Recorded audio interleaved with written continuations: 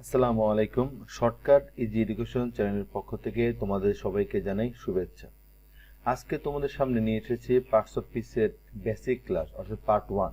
আমরা parts of স্পিচকে তিনটা ভাগে আমরা ভাগ করব, পার্ট 1, পার্ট 2 এবং পার্ট 3। তো চলো ক্লাসে শুরু করা যাক। আচ্ছা, প্রথমে টপিকসটা আমাদের নামটা কি পার্টস অফ স্পিচ। আমাদের পূর্ণাঙ্গ টপিকসের নাম পার্টস অফ স্পিচ। ওকে, আচ্ছা আমরা বুঝবো এবং পার্টস অফ স্পিচ কি। পার্টস মানে অংশ আর স্পিচ মানে হচ্ছে বাক্য, অর্থাৎ পার্টস অফ স্পিচ সম্পূর্ণটার অর্থ হচ্ছে বাক্যের অংশ। তাহলে বাক্যের প্রত্যেকটা অংশ নাম হয় কি, একটা কি পার্টস অফ স্পিচ। আচ্ছা, তাহলে এক্সাম্পল হিসেবে আমরা দেখি, we work hard to shine in life. এই সম্পূর্ণ বাক্যটার অনেকগুলো শব্দ রয়েছে, একটা উই, একটা ওয়ার্ক, একটা হার্ড, একটা টু, একটা শাইন, একটা ইন, একটা লাইফ। এই প্রত্যেকটাকে কিন্তু পার্টস অফ স্পিচ বলে, সেপারেটলি পার্টস অফ স্পিচ বলে। আচ্ছা, আমরা প্রত্যেকটা কোনটা কি সেটা আমরা একটু পরে জানবো। এখন আমরা নেক্সট চলে যাই। পার্টস অফ স্পিচ হচ্ছে 8 প্রকার। পার্টস অফ স্পিচ 8 প্রকার। তার 1 নাম্বার হচ্ছে নাউন। আমরা এখানে শর্টকাট ভাবে পার্টস অফ স্পিচ আমরা আলোচনা করব, সম্পূর্ণ শর্টকাট, বইয়ের আদলে নয়। তাহলে বইয়ের আদলে না হলে, সম্পূর্ণ শর্টকাট হলে আমরা টেকনিক্যাল ভাবে আমরা দেখো কিভাবে করে। নাউন মানে কি আসলে? 1 নম্বরে নাউন, তো তার নাউন মানে হচ্ছে নাম বোঝায়। কোনো ব্যক্তি, বস্তু বা স্থানের নাম হলে, সে শুধুমাত্র নাম বোঝালেই তাহলে আমরা কি বলবো, নাউন। দেখো, নাউনের উচ্চারণে প্রথমে এন আছে, আর নাম বোঝাতেও কিন্তু দন্তেন্য আছে। তাই আমরা কিন্তু এন দিয়ে নাম বুঝায় খুব শর্টকাটে আমরা বুঝতে পারবো। তাহলে রহিম, করিম, ঢাকা, গোল্ড, এগুলো বোঝাচ্ছে এটসেট্রা। রহিম হচ্ছে ব্যক্তির নাম, করিম হচ্ছে ব্যক্তির নাম, ঢাকা হচ্ছে কোনো একটা স্থানের নাম, এবং গোল্ড হচ্ছে একটা ধাতুর নাম। তাহলে আমরা কিন্তু কোন ব্যক্তি বা কোন স্থান বা কোনো বস্তুর নাম বোঝালে আমরা বলবো নাউন। নেক্সট আমরা 2 নম্বরে চলে যাই, প্রোনাউন। 2 নম্বরে কি আছে আমাদের? প্রোনাউন। প্রো কথার অর্থ কি আসলে? প্রো কথার অর্থ হচ্ছে পরিবর্তে, আর নাউন মানে নাম। তাহলে প্রোনাউন হচ্ছে নামের পরিবর্তে। আচ্ছা, আর তাহলে দেখা যাক কি এক্সাম্পল হিসেবে হি, শি, ইট, এগুলো হচ্ছে নামের পরিবর্তে ব্যবহৃত হয়। আচ্ছা, কেমন করে? আমরা যদি একটা এক্সাম্পল দেই যে রহিম ভালো ছেলে, রহিম 5 ওয়াক্ত নামাজ পড়ে, রহিম বাবা মার কথা শোনে, রহিম নিয়মিত স্কুলে যায়। তাহলে এখানে কিন্তু বারবার রহিম করতে করতে, বারবার রহিম বলতে বলতে সবাই বোরিং হয়ে যাওয়ার কথা। এগুলো কিন্তু ভাষার সৌন্দর্য নষ্ট হয়। তা আমরা প্রথমে বলবো কি, রহিম সে ভালো ছেলে, সে 5 ওয়াক্ত নামাজ পড়ে, সে প্রতিদিন স্কুলে যায়, সে বাবা মার কথা শুনে। এভাবে আমরা বলবো। তাহলে এখানে দ্বিতীয়বার থেকে যে সে বলা হচ্ছে, কার পরিবর্তে? রহিমের পরিবর্তে বলা হচ্ছে। তাহলে যদি রহিমের পরিবর্তে বলা হয়ে থাকে, তাহলে আমরা বলবো নাউনের পরিবর্তে, অর্থাৎ হি হচ্ছে আমাদের প্রোনাউন। হি হচ্ছে আমাদের কি? প্রোনাউন। আচ্ছা, এটা আমরা সবাই জানি, হি হচ্ছে পুরুষবাচক, মানে পুরুষদের ক্ষেত্রে হি বসে। সি হচ্ছে স্ত্রীবাচক, স্ত্রীর ক্ষেত্রে বসে। ইট জড় পদার্থ ক্ষেত্রে বসে, যে কোনো জড় পদার্থের ক্ষেত্রে ইট বসবে। আচ্ছা, আমি 3 নম্বর চলে আসি, অ্যাডজেক্টিভ। অ্যাডজেক্টিভ কি জিনিস আমাদের? জাস্ট শর্টকাট পড়বো, আমাদের বই পুস্তকের মধ্যে সংজ্ঞায় আমরা যাব না। দোষ, গুণ, অবস্থার সংখ্যা ও পরিমাণ। যদি কোনো একটা সাবজেক্টের বা কোনো একটা ব্যক্তির আমরা যদি দেখি যে দোষ বোঝাচ্ছে, কোনো একটা সাবজেক্টের গুণ বোঝাচ্ছে, অর্থাৎ ভালো দিক বোঝাচ্ছে, তারপর অবস্থা বোঝাচ্ছে, সংখ্যা বা পরিমাণ বোঝাচ্ছে, এমনটা হলে আমাদের কি হবে? বাক্যটার ওই ওয়ার্ডটা অ্যাডজেক্টিভ হবে। অর্থাৎ দেখো, গুড মানে ভালো, অনেস্ট মানে কি? অনেস্ট মানে সৎ, ফুলিশ মানে কি? বোকা। আচ্ছা, এগুলো হচ্ছে সম্পূর্ণ হচ্ছে কি দোষ বা গুণ বোঝাচ্ছে। তাই এই ওয়ার্ডগুলো গুড, অনেস্ট, ফুলিশ, এগুলো হচ্ছে কি এক একটা অ্যাডজেক্টিভ। আমরা 4 নম্বর চলে আসি। 4 নম্বর কি আছে? ভার্ব। আমরা শুধুমাত্র জাস্ট এইটুকুই মনে রাখবো, ভার্ব মানে কাজ করা, আর কিচ্ছু না। একটা বাক্যের মধ্যে যখন শব্দের অর্থটা যদি কাজ করা বোঝায় তাহলে আমরা সেই ওয়ার্ডটাকে বলবো ভার্ব বলবো। আচ্ছা ওকে, তাহলে আমাদের এক্সাম্পল হিসেবে কি আছে? সুইম, সুইমের সাঁতার কাটা একটা কাজ করা বোঝাচ্ছে, সো সুইম একটা ভার্ব। স্লিপ, স্লিপ একটা ভার্ব, কারণ স্লিপ দিয়ে ঘুমানো বোঝায়, ঘুমানো একটা কাজ করা। ওয়াক, ওয়াক মানে হাঁটা, হাঁটা কিন্তু একটা কাজ, এটসেট্রা, এরকম বহু ভার্ব আছে। আচ্ছা, তাহলে আমাদের দেখা যাচ্ছে কি এক কথায় যদি কাজ করা বোঝায় তাহলে সেটাকে আমরা বলবো ভার্ব বলবো। তাহলে এই চারটাকে রিভিউ করি। দেখো, এক নম্বরে কি বলা হচ্ছে? নাউন। নাউন মানে নাম, নাউন মানে নাম।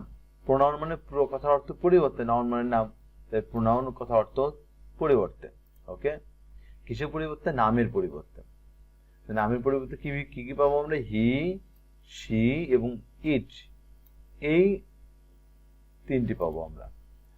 তারপর আমরা অ্যাডজেক্টিভ শিখছিলাম, দোষ গুণ অবস্থা, তার সংখ্যা পরিমাণ। যদি যদি একটা বাক্যের মধ্যে কোনো শব্দের অর্থ যদি সংখ্যা বোঝায় অথবা পরিমাণ বোঝায়, যে 10 কেজি চাল, 2 কেজি চিনি, অথবা দেখ দোষ গুণ বোঝাচ্ছে, অথবা অবস্থা বলতে কি বোঝাচ্ছে? অবস্থা, কোনো একটা ব্যক্তির অবস্থা হইতে পারে, সে গরিব, তা একটা অবস্থা, সো সেটা হবে একটা অ্যাডজেক্টিভ। আচ্ছা, 4 নম্বরে ভার্ব সম্পর্কে বুঝছিলাম। ভার্ব মানে হচ্ছে কাজ করা, জাস্ট মনে রাখবো কাজ করা মানে ভার্ব, ভার্ব মানে কাজ করা। ওকে, যে শব্দ দিয়ে কাজ করা বোঝাবে সেই শব্দকে আমরা কি বলবো? আমরা ভার্ব বলবো। অ্যাডভার্ব, এবার আমরা 5 নম্বরে চলে যাবো অ্যাডভার্ব। অ্যাডভার্বটা একটু বুঝতে হবে, অ্যাডভার্ব কি জিনিস।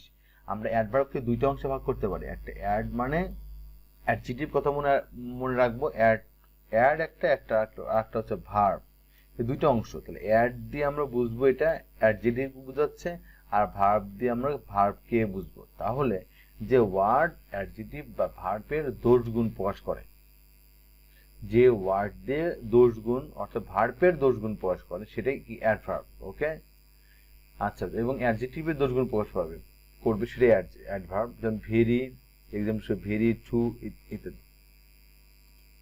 হি ইজ টু লেট, যদি বলি হি ইজ টু লেট, একটা এক্সাম্পল। এই হি ইজ টু লেট এই বাক্যটার যে এই বাক্যটা আমরা হি ইজ টু লেট, সে খুব দেরি করেছে, এই বাক্যের টু হচ্ছে কি? একটা অ্যাডভার্ব। আচ্ছা,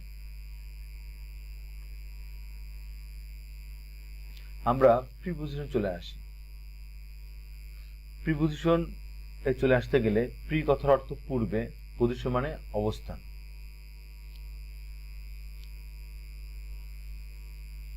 পূর্বে অবস্থান, কার পূর্বে অবস্থান করবে? নাউন ও প্রোনাউনের পূর্বে অবস্থান করবে। এক্সাম্পল হিসেবে to, to, by, behind, besides, against, before, after, etcetera. Okay, আমরা এখন কনজাংশন চলে আসি। কনজাংশন হচ্ছে মানে জাংশন, জাংশন মানে সংযোগ। আচ্ছা, তাহলে এমন কিছু ওয়ার্ড আছে যেগুলো হচ্ছে কি করবে? দুইটা শব্দ বা দুইটা সেন্টেন্সকে কি করবে? যুক্ত করবে, যেমন অ্যান্ড, বাট, অর। এক্সাম্পল হিসেবে দেখা যাচ্ছে কি যে Rahim and Karim, Rahim and Karim are two bosom friend. Rahim এবং করিম দুই ঘনিষ্ঠ বন্ধু। এখানে রহিম এবং করিম এই দুটো কি? অ্যান্ড দ্বারা যুক্ত। অ্যান্ড এখানে একটা কি? অ্যান্ড হচ্ছে কনজাংশন। আচ্ছা, ইন্টারজেকশন সম্পর্কে বলি। ইন্টারজেকশন বিস্ময়সূচক চিহ্ন দ্বারা বোঝা যায় ইন্টারজেকশন, এবং তার সঙ্গে সঙ্গে বলতে হবে হঠাৎ কোনো সুখ দুঃখ যদি প্রকাশ পায় তাহলে কিন্তু এটা একটা ইন্টারজেকশন অন্তর্ভুক্ত হবে। মানে alas, hurrah, alas I am undone, hurrah we have won the game. তাহলে এখানে এলাস আই এম আনডন এই কথার অর্থ হাই আমার পুরা কপাল, দুঃখ প্রকাশ পাচ্ছে। আবার হুররে বাহবা, we have won the game, আমরা খেলা জিতেছি। এবার আমরা আরেকটু উদাহরণ দিলে বোঝা যায় ইন্টারজেকশনের। ধরো তুমি রাস্তা দিয়ে হাঁটতেছো, হাঁটতে হাঁটতে হঠাৎ করে একটা সাপ তোমার দিকে ধেয়ে আসছে, তখন তুমি কিন্তু প্রস্তুত ছিলে না, হঠাৎ করে তোমার কিন্তু এটা ভয় হয়েছে এবং হঠাৎ করে কিন্তু এই অবস্থাটা তোমার দুঃখ প্রকাশ পাচ্ছে। তাই এই অবস্থাটার ক্ষেত্রে আমরা ইন্টারজেকশন ব্যবহার পারি। অথবা ধরো hurray we have won the game, বাহবা আমরা খেলা জিতেছি। খেলা জেতার কথা না, আমরা হেরেই যাচ্ছিলাম হয়তো, কিন্তু হঠাৎ করে কিন্তু ম্যাচটা আমরা জিতে গেছি। তাহলে আমরা সেক্ষেত্রে হঠাৎ করে অপ্রত্যাশিতভাবে হঠাৎ করে সুখ মনের মধ্যে অনুভূত হচ্ছে, সো আমরা কি বলবো, হাড়ি দিয়ে হুড়ে দিয়ে আমরা বুঝবো এটার ইন্টারেকশন। আচ্ছা, এর ভিতর থেকে আমরা তাহলে ইন্টারেকশন বুঝলাম, নাউন থেকে ইন্টারেকশন পর্যন্ত এই 8 প্রকার আমরা শিখলাম। তার মধ্যে আমাদের অ্যাডভার্বটাকে আমি একটু ভালো করে বলতে চাই, সেটা হচ্ছে কি, আমরা কিন্তু দুই ভাগে ভাগ করেছিলাম। একটা অ্যাড মানে অ্যাডজেক্টিভ, ভার্ব মানে ভার্ব। এক কথায় বলা যায় কি, যে ওয়ার্ড দিয়ে নাউন ও যে ওয়ার্ড দিয়ে আমরা অ্যাডজেক্টিভ এবং ভার্বকে মডিফাই করা বোঝায়। যে ওয়ার্ড দিয়ে অ্যাডজেক্টিভ এবং ভার্ব কি করা, মডিফাই বা বিশ্লেষণ করা বোঝাবে। আমরা কি বলতে পারি, দেখো এক্সাম্পল হিসেবে আমরা কি দেখতে পারি, হি ইজ টু লেট। তাহলে এখানে he is too late, he is সে হয়, টু লেট মানে দেরি করা, আর টু মানে খুব। হি ইজ টু লেট সে খুব দেরি করেছে। এই বাক্যে কিন্তু টু কথাটা কিন্তু অ্যাডভার্ব, কারণ টু এই ওয়ার্ডটা কিন্তু লেটকেই কিন্তু বোঝাচ্ছে কতটা দেরি করতেছে, কতটা টু করতেছে, মানে বেশি দেরি করছে। তারপরে আমরা একটা উদাহরণ দিতে পারি, he is a very good boy. Very দিয়ে উদাহরণ দিতে পারি, he is a very good boy. He is সে হয়, ভেরি খুব, গুড বয় ভালো ছেলে। অথবা he is a very honest man, সে হয় ভেরি খুব অনেস্ট ম্যান, সৎ মানুষ। অর্থাৎ ভেরি অনেস্টকে কিন্তু বিশ্লেষণ করবে, সে কেমন সৎ মানুষ, সে খুব সৎ মানুষ। অর্থাৎ ভেরি অনেস্টকে ব্যাখ্যা করতেছে যে কেমন সৎ মানুষ। তাহলে আমরা বলতে পারবো he is very honest man, সে হয় খুব সৎ মানুষ। ভেরি দিয়ে অনেস্টকে কিন্তু মডিফাই করা হচ্ছে, এখানে অনেস্টকে কিন্তু বিশ্লেষণ করা হচ্ছে। তাই বাক্যটাতে হি ইজ ভেরি অনেস্ট, এ বাক্যতে অ্যাডভার্ব হচ্ছে ভেরি। আচ্ছা, তাহলে আমরা এই পার্টস অফ স্পিচের পার্ট 1 এই পর্যন্তই।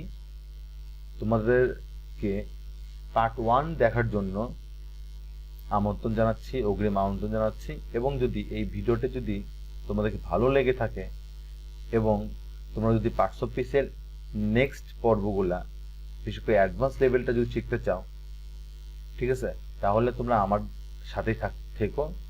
আমরা নেক্সটে আমরা পার্ট 1 তো হলো, আজকে পার্ট 2, পার্ট 3টা আমরা প্রকাশ করব। তাই আমি আবারও বলতে চাই, যদি তোমাদের এই ভিডিওটা যদি ভালো লেগে থাকে তাহলে অবশ্যই তোমরা সাবস্ক্রাইব করো এবং পরবর্তীতে শর্টকাট গ্রামারের শেখার জন্য তোমরা আমাদের সাথে থেকো। আল্লাহ হাফেজ।